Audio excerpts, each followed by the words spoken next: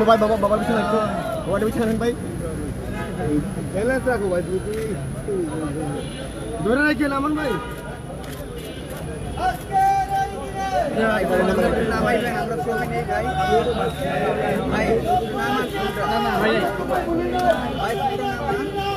আমন ভাই ধরে রাখেন ফুলটা ভাই, আমন ভাই।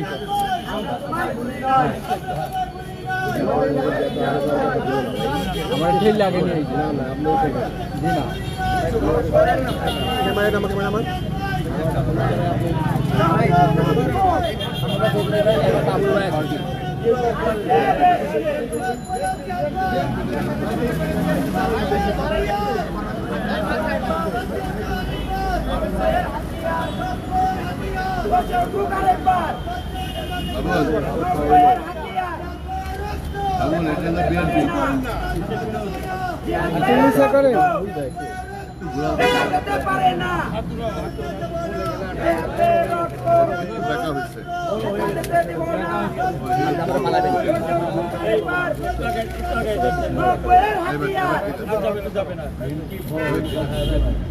বড় সাইজে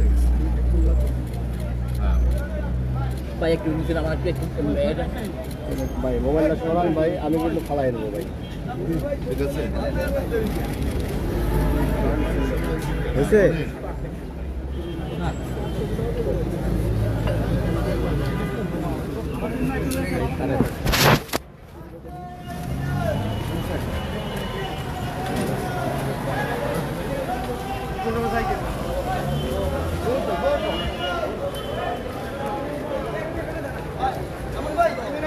হ্যাঁ না মাঝখানে না এক পাশে।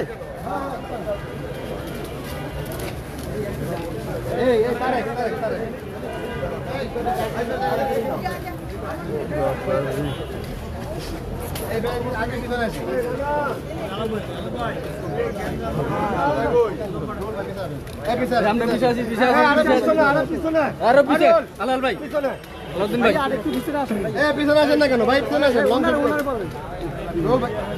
মনে ভাই এমনি আইব। এই সাইড মিডিয়া যদি এই অবস্থা হয়, রুহুল ভাই যদি কথা না মানে সমস্যা।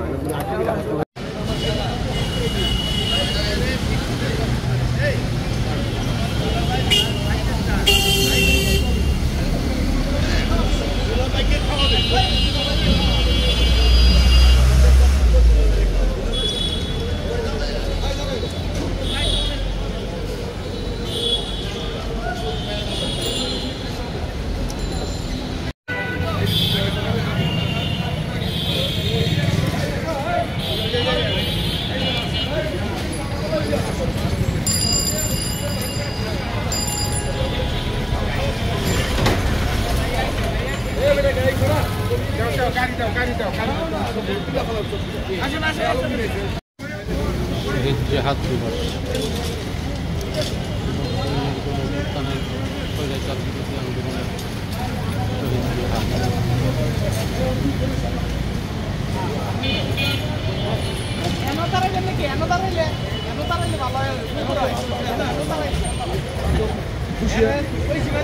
শহীদ জেহাদ সেদিন আমাদের পাশে ছিলেন এবং দেশটি বেগম খালেদা জিয়ার পাশে ছিলেন।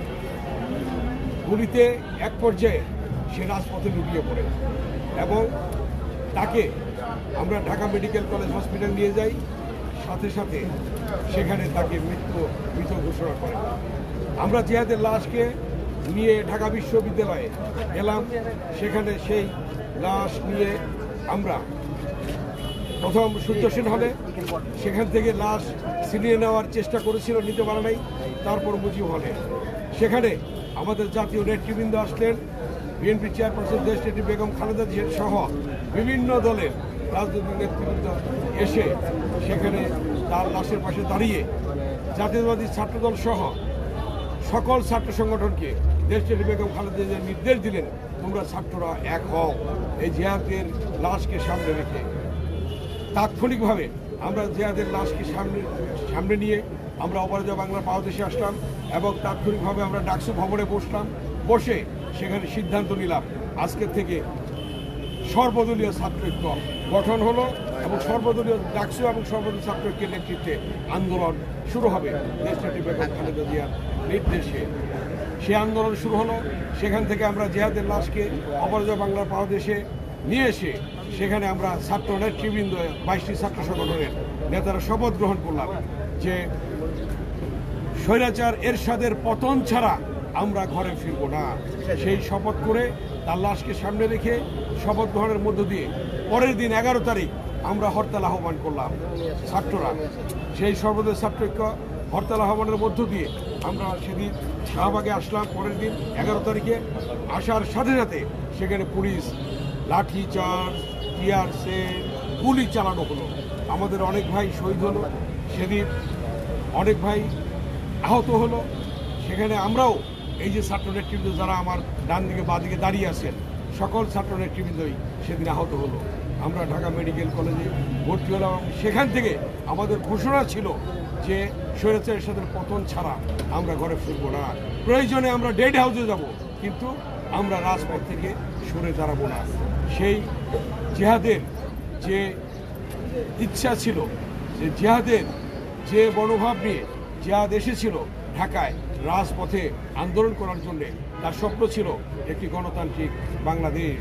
কিন্তু সে গণতান্ত্রিক বাংলাদেশ হয়েছিল 1991 সালে, কিন্তু পরবর্তীতে সেই দেশ আর গণতান্ত্রিক থাকেনি।